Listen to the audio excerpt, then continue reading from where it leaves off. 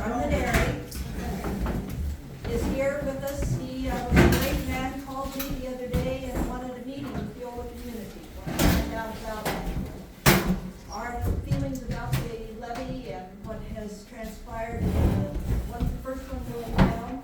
And so he was hoping to first of all hear from Amy tonight. Just a little bit about what's going on at the school and how things are going. So we're going to do that first.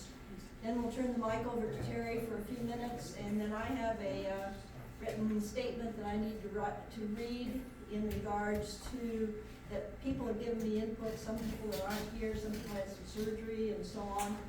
So they sent me their questions or their concerns, and then we want to have a public opinion question type response from you as an audience. And then finally, we have a flip chart up here. We're going to try to come up with ways that we can help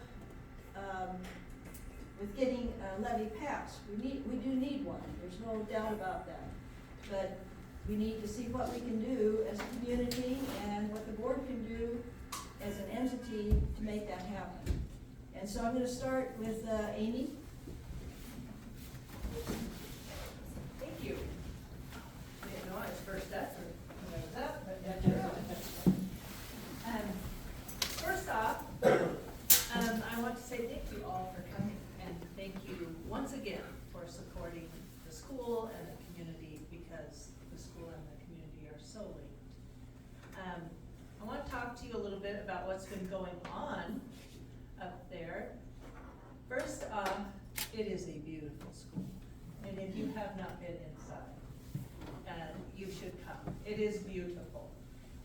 Everything works, which is wonderful. I'm not poking kittens back through the walls or anything. No skunks underneath. But that wouldn't have been possible without this community rallying. And so I'd like to thank, of course, Shannon for being our SOS chairman, and she worked tirelessly, as you all know, on this. And then we have Aaliyah, who is also the huge part of the PTO and the SOS. So I think they need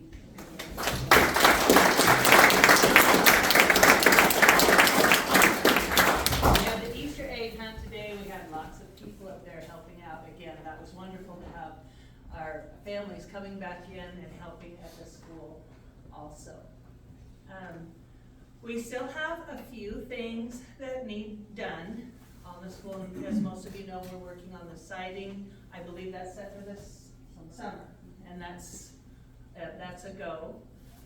After that, we're going to be working on the irrigation, and that I've heard several different ways that they're thinking of fixing it, and it's still we still have a lot of ideas floating around.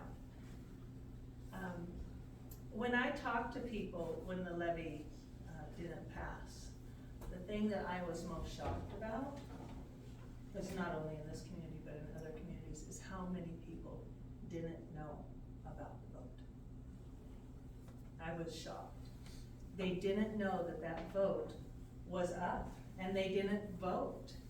And I think that we need to make sure that more people know. Whether they're going to vote yes or vote no, they need to vote. And we need to make sure that people know that. I don't know about you, but did you see any signs up and down the highway like we have before? Yeah. One.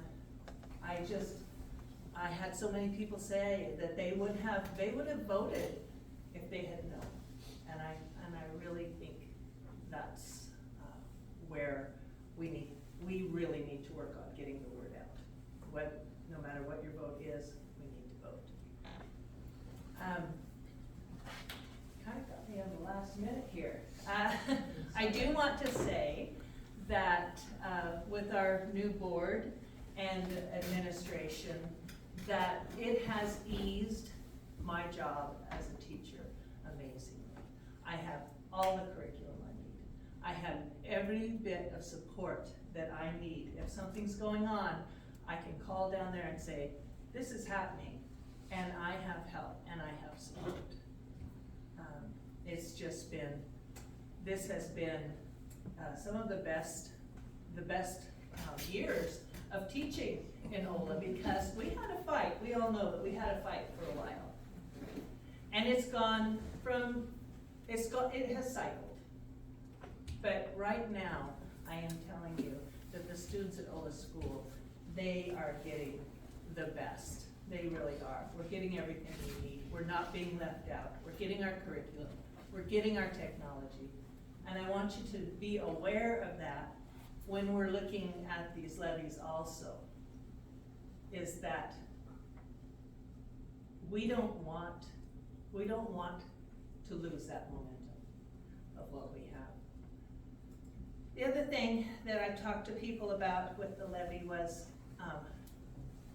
a lot of people that I talked to thought that that it was a done deal, that this was going to happen right now, and that it was only going to happen at Ola.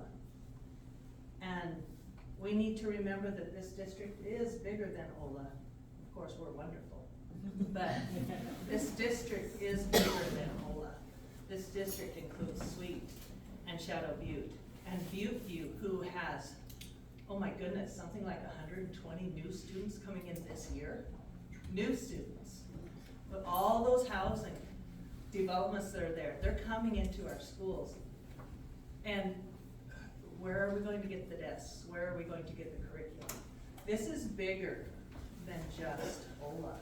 If we had to shut down the alternative school, those students would go back into the high school and the middle school with no help.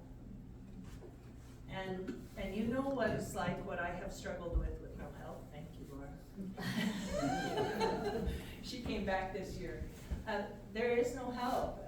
People want to, but they also have other jobs, and it's just not always the best place to be when you work, when you live this far out of town. So it doesn't just affect us, and because we have it figured out so much being in this community, we know how to help each other, and we know how to be strong and to fight for what we want. I think it's our responsibility now is to reach out further into our communities and see who else we can help. Your children from Ola are going down to the middle school. Some will, some won't, but they will be in the community soon. We want the best for them too, not just in Ola. So I really think that we need to get the word out to vote and let people know what you think about our education. Now I know one of the big things for this levy was the maintenance, and we know we've struggled with maintenance. The other schools have too.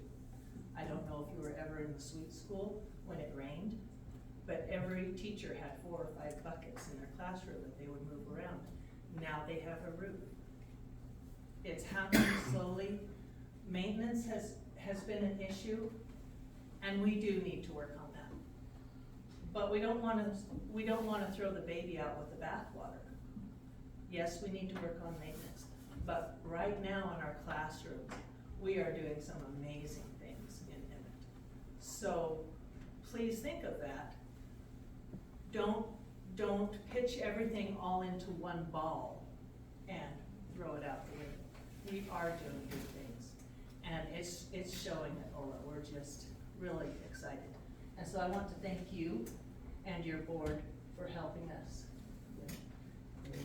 with all of that, and the other schools too, because those are my colleagues down there. I work with them, I train with them, and they're trying just as hard as any other teacher to do the best for their students that they can.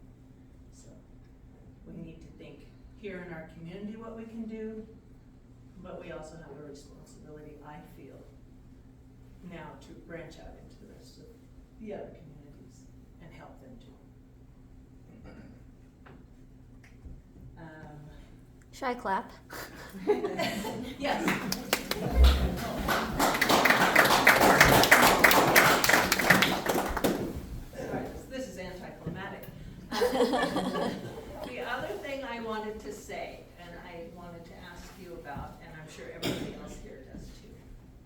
everybody saw the spreadsheet.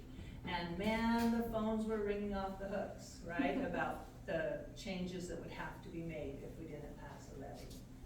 And one of them said, the sale of Ola property. And immediately, everybody's hackles went up, right? Yeah.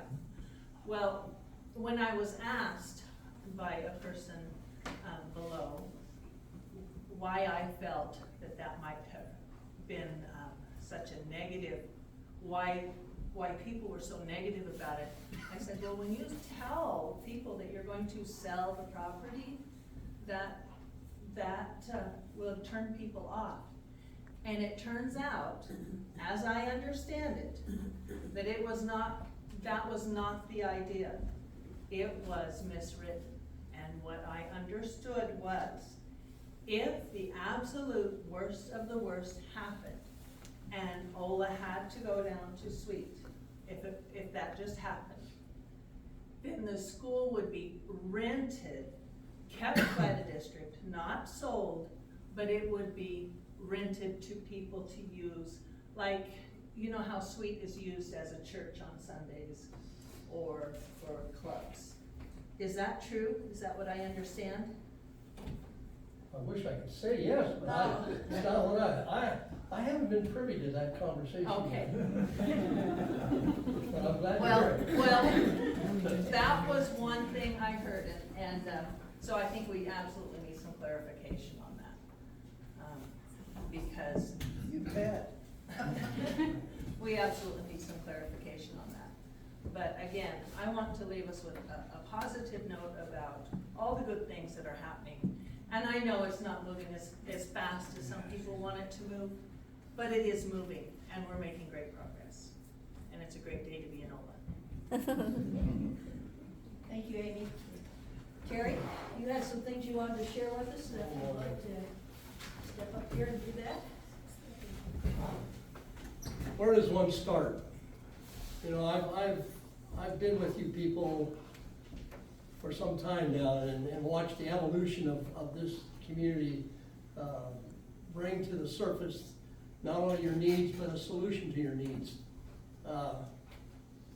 When I read the report at the board meeting that Ola was on the chopping block, and I said, oh, my dead body, this ain't gonna happen. But I know the sweat and struggle that you put together to bring this facility about. And now we have the most modern facility in the whole system, and they're thinking, no, believe me, I talked to Mike Kimball, the president of the board, and he's not in favor of this either. So let's put this one to rest, because it's just not going to happen, particularly if we can get this levy passed. Now, why are we in the situation we're in? You know, we have mandates, and these mandates require us to do all these different situations, and I'll give you an example. Special ed. Special ed is a requirement that we take these individual students that have needs, whether they're seeing things backwards or they have a physical disparity, we are required to take care of them. Our district has 352 of those individuals in the system.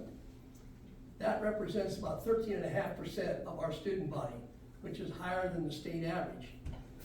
The things that we have to do for these kids are above and beyond the norm. You have a level playing field here where all the students get all the different amenities that it requires to teach them.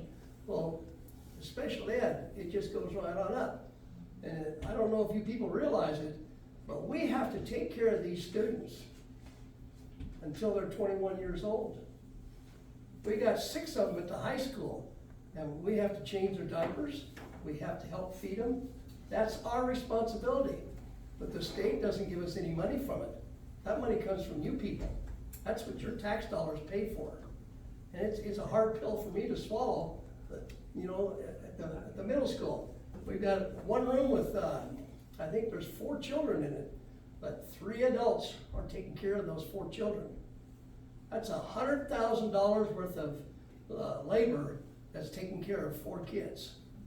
These are the kinds of things that are in the budget that is not made whole from the state. Now, the state's done a lot of things this year, and I credit the governor for putting a lot of passion into what is going on with the schools and the needs we have. It looks like we're gonna have more money for teachers. You realize that this last year, we lost 57 teachers. That was a chore to fill, because teachers don't wanna teach anymore. A good percentage of those that left weren't going for a better job. They said, I'm done with education. I'm gonna find something else I can do. And that's gonna put a big hole in our backlog. In other words, the people that are available just aren't there. So we have to do what?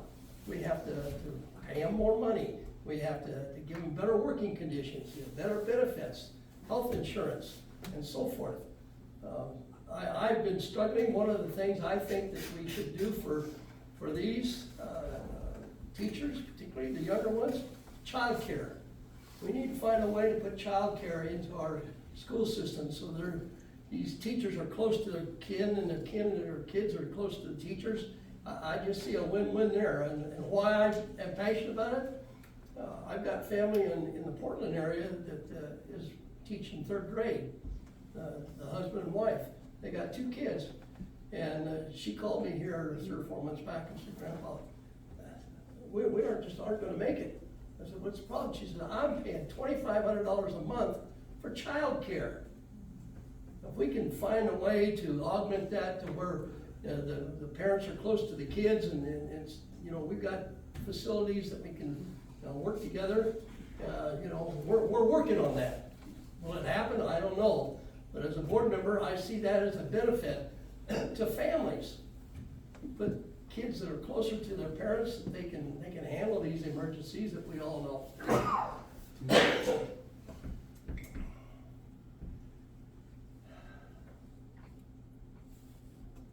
We have maintenance issues. We've had maintenance issues for a long time. How many here can remember Parkview? Yeah. Well, I moved into the community, and I was sending my kids to school, and Parkview was of course shut down. And of course, they had meetings, and they showed all the damage that happened to Parkview because somebody didn't fix the dang roof. There was a lot of damage due to that. Well, guess what? We built 2 new elementary schools, and they're, 23 years old, and they need roofs.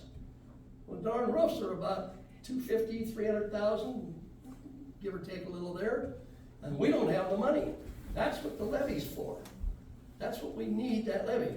Now, let me talk a little bit about the mechanics of what's going on here. The superintendent came to us and he said, "I need $1 million. We need $1 million to get over this hump." I said, "That's not enough. You need $1.5 million bucks, because you gotta start taking care of this maintenance." And I'm going to say something here that I'm going to get in trouble for, but our last superintendent at a meeting that I sat out in the audience like you, he says, "We've been neglecting our buildings for a long period of time." Well, yes, we have. I know over there at the middle school, when they had to work on a power system in their power facility, they had to call Idaho Power to shut the power off the pole, because when their panel would shut it off, they wouldn't think it was going to go back on. And eventually it didn't, and that was a $20,000 expenditure just to fix that dang panel. So these are things that you got to get ahead of, not back up. Our maintenance, we've got 3 maintenance guys, and what's their job? I call them the fire department, because that's all they do is put out fires. They don't wake up today and say, "I'm going to go over to this facility and do some preventive maintenance." They don't have time for that, because they're too busy trying to keep things hung together. When I was a kid, if it wasn't for baling wire, my farm wouldn't run. And I'm sure you've had that experience a lot. So, curriculum. We're going to have meetings, and if you look at the last update that the superintendent put out, there's 3 or 4 meetings coming up particularly down at the high school and so forth. And it's covering curriculum. Now, when I was on the board last time, we had the same thing. You've got a committee that gets together and say, all right, we've got 5 different items here we're looking at for curriculum for math, K through 6, whatever. Well, then they choose one and they say, all right, we're gonna go out to the community and see what the community thinks about what we're teaching their kids.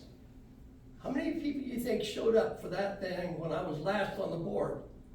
We had a meeting for the public. 2 people showed up.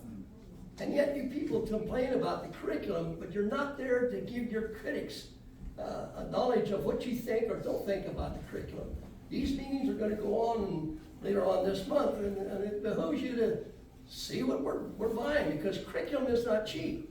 It can be as much as $300,000, and it's only good for 5 or 6 years, because all the workbooks that come with it, they quit making them. You know, I got a track hold at home. It's a kind of a relic, but the hydraulic pump went out of here a couple of weeks ago. So we went and said, we need XYZ parts. They said, we quit making parts for that thing 10 years ago. You know, that's how it works. And I'm sure you've got tractors or other pieces of equipment that's, I think they call it yard art now. But the bottom line is, the state is not providing us enough funds to do what we're mandated to do. So we have to turn to you people for it. Now, how many of you here know exactly what you're paying to the school district in your taxes? Not enough. You're paying $35 $100,000. That's the lowest amount of any school district in the state darn near. We wanted to raise it $17, make it $52, and we caught hell for it. Less than 40% of the people voted for that. And people were angry at us. Why are they angry at us? I'm a farmer just like you are. I sit down and I gotta sell so many cows or so much milk or so much hay, and at the end of the day, I gotta balance that budget. Well, guess what? I bought a tire for my truck the other day, and it was almost $500 for a recap. I about had a heart attack, you know. The guy comes out and works on my truck, he wants $125 an hour. You go to the shop in town and they're at $160 an hour. I ain't getting no $100 an hour for what I do. But your school district, we have that cost. Our maintenance, our basic maintenance for, I should say, our labor cost for our classified people, I think was around the $10, $11 an hour base. Well, guess what McDonald's is paying? You know, so we upped it last year about this time. It cost the district $200,000 to keep those people whole, because $10 an hour isn't going to keep your staff. So we didn't have custodians and janitors and kitchen help and so forth. So we upped that amount up. Guess what McDonald's did? Next day, it went from $14 an hour to $15 an hour. You know, I'd like to go throw a rotten egg at those people next door and have a heart here. So, you know, we've changed our maintenance, our custodial work. We got rid of all of our night crew. There were about a dozen of them. And we hired a company called ABM, and they hired them all back. First thing they did was pay them $15 an hour. But they're the ones that take care of our schools at night. Because our maintenance people, they're still running that fire hose out there. And they can't get around to the buildings and make sure everything gets done that's supposed to be getting done. So we have a professional crew. And what does that cost us? I swallow every month when I see that statement, that line item on our billing, $38,000 a month to clean the classrooms. This is an example of why we can't get it all done. And we're trying. I went to the business manager yesterday and said, hey, I looked at the budget, and the budget's about, well, I'll say 40 pages thick. And I mean, you want toothpicks, that's a line item. You want pencils, that's a line item. You want, How much does a pound of paper cost? $2,900 for a pallet of paper. Every school uses 2 pallets a year. Just to give you an example. So I went through 3 or 4 items that I picked out and said, why is this higher than it was last year, or why is this lower? And we sat there and talked for a good hour, and I dug into that budget and realized that, we're doing the best we can with the dollars we got. Now, I'm a farmer, and 10 years ago, I'd have told them to take this levy and shove it. But today, I know better because I'm on the inside looking out. And I can't thank Amy enough. And then just a little thing about Amy, my stepdaughter is a success today because of Amy.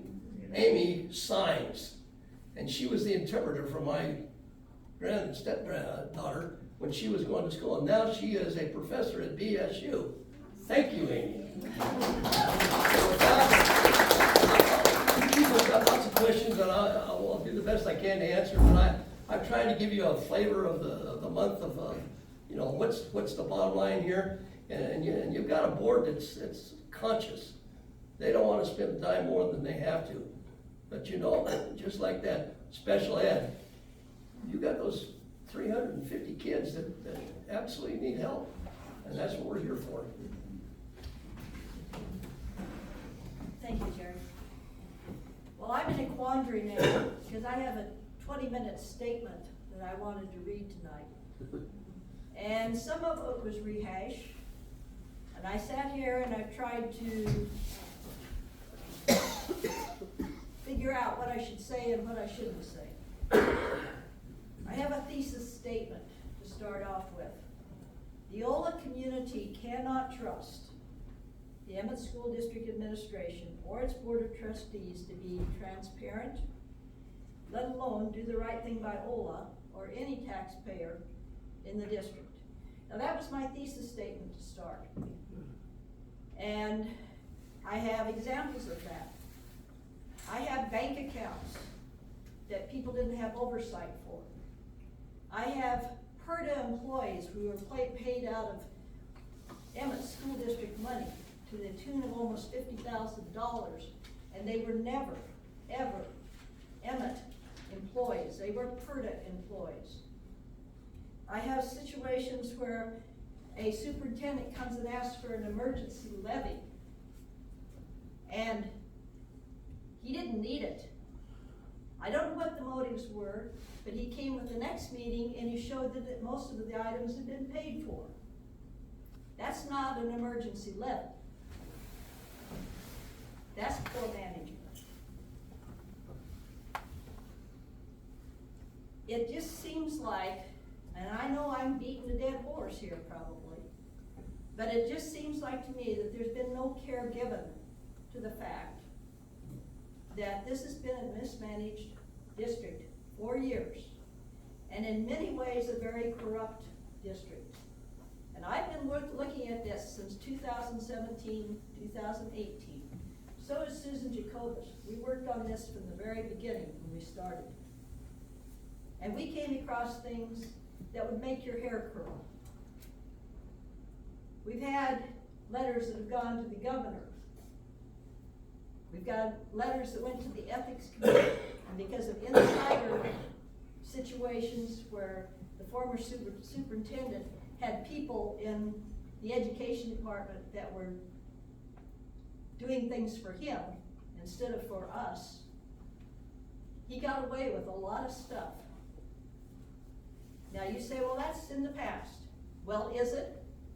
Is it really? Because what it looks like to me is we spent all of our time and money for the last 4 years getting our school to be a showcase. And we still have that to finish up this year. And we are doing that. We've already got the windows. They're being stored. The siding's being milled. We're going to pay for it, folks. We have the money in the bank to do so. But you guess what? I don't think very many people down there, and maybe not even the board, know that we have paid for all of it. know we put in the ESSER funds. ESSER funds are federal funds. They are not Emmett School District funds. They have not paid one thin dime to the Ola community. In 13 years, they have paid $5,706 to student-occupied buildings in this community. That's it, $5,000. And according to state code, they should have paid the equivalent of $4,800 every year for those 13 years. And they've paid less than 1/10 of that per year. So, I'm sorry, Terry, but this really rubs me raw when I see on there, sell, rent, close. When I've worked as hard as I've worked, and these people have worked like they've worked, and that even is put on the table, it is like a slap in the face.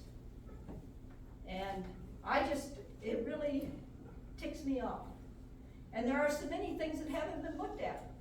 Why did the ditch project down in Emmett, why did it cost them twice as much as it was supposed to?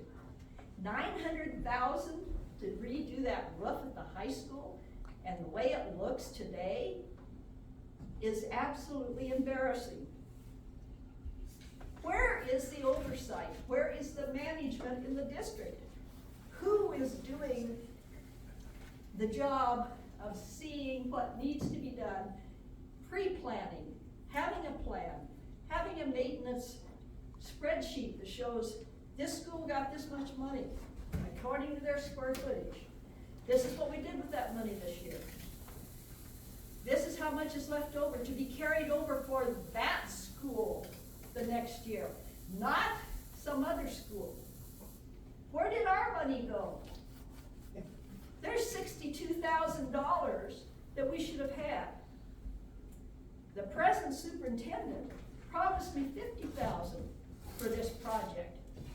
Not one thin dime was given.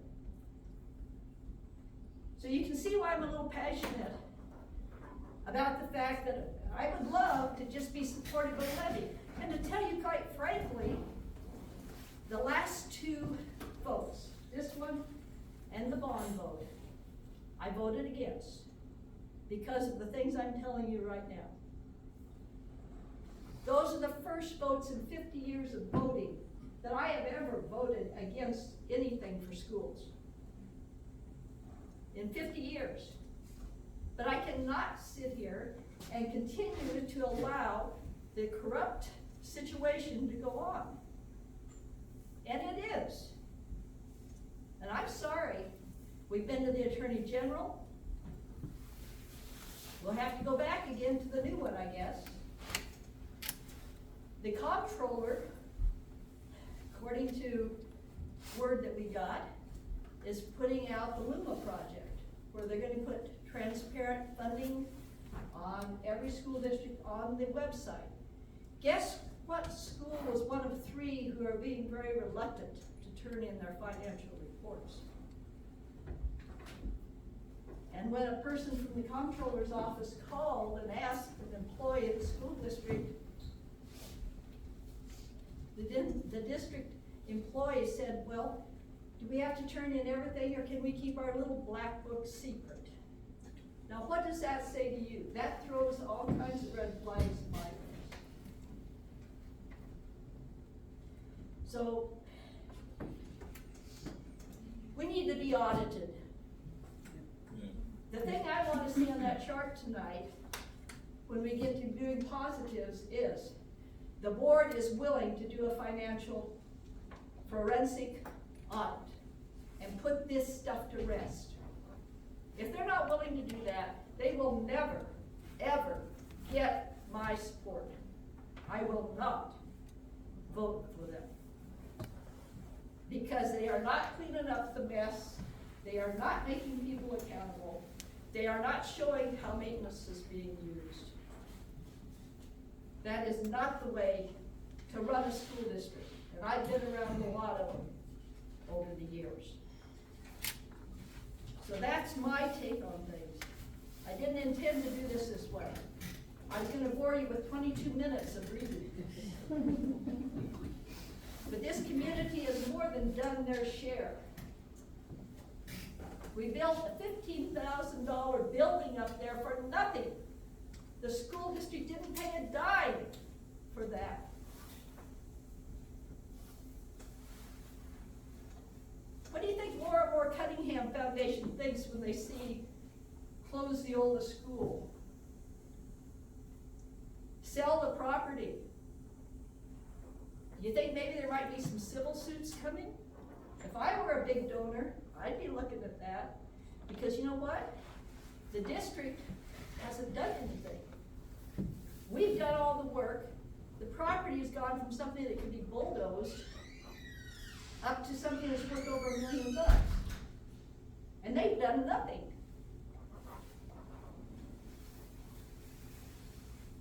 So that's kind of where I'm coming from. I also am really upset when I see the nepotism that's going on in the school district. We have a board member, a department head, and an employee, all in the same family. First generation. That's not the right term. What is the right term? First degree. It looks bad. It is nepotism. It's not something that should be going on in our district.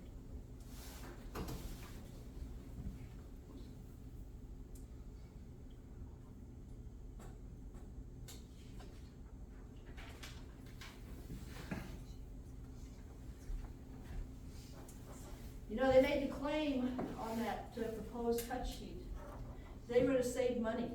One of the savings was the watering system. We haven't had water for 4 years, Terry. All of our exterior water has been filled with sand.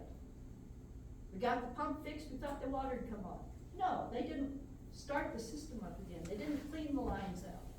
All of the plants that were up there, all the native plants have died. We were a wilderness, what was the right term? Wild school? National Federation of Wildlife. Yes. And we still are.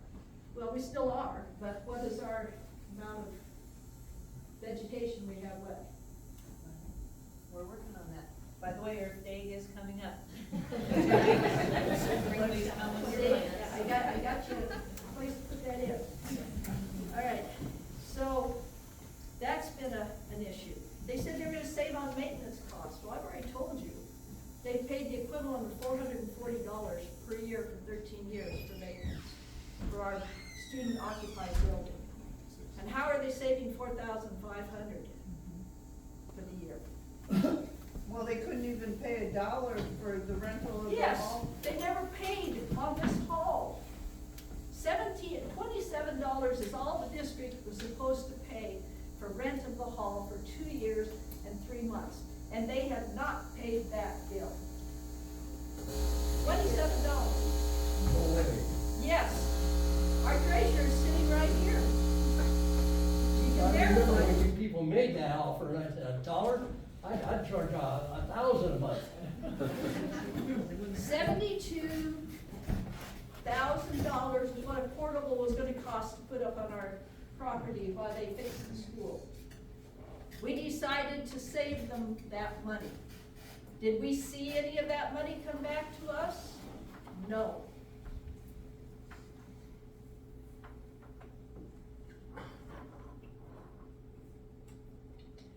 And I think one of the things that disturbs me most, and I think this is an ongoing problem, is that our former superintendent misplaced teachers on the salary schedule. And in doing so, it costs the district an extra $80,000 per year, every year that this happened. And the question that people ask me repeatedly is, how many years has this been going on? And you know what? I can't answer them, because the board would not look at it to see. And you know what? Every one of those teachers signed a contract knowing what level they should be on according to education and according to the years of experience. So they're committing fraud. The superintendent committed fraud. And now, many of them that are retired are getting a fraudulent retirement through Percy. Now, I don't know about you, I'm a Percy retiree. It kind of rankles me that I worked as many years as I have, paid my way back into Percy, because I did some work in a private institution. And yet, here are people on the public dole, getting their money, who don't deserve it. I'm always for teacher salaries, don't get me wrong. I don't think teachers ever get paid enough. But at the same time, we have rules, and they knowingly sign contracts that were not correctly prepared. I guess I better stop. But I want this to work. I've spent my entire career, I've taught 33 years. I've coached every sport practically that can be coached and officiated the ones I didn't coach. I'm for kids, but I'm not for thieves. I am not for people that are poor managers. I am not for people who commit fraud. Those things need to go. I'm at the end with that. And until I can see that the district cleans up their house, they better not take our schoolhouse away.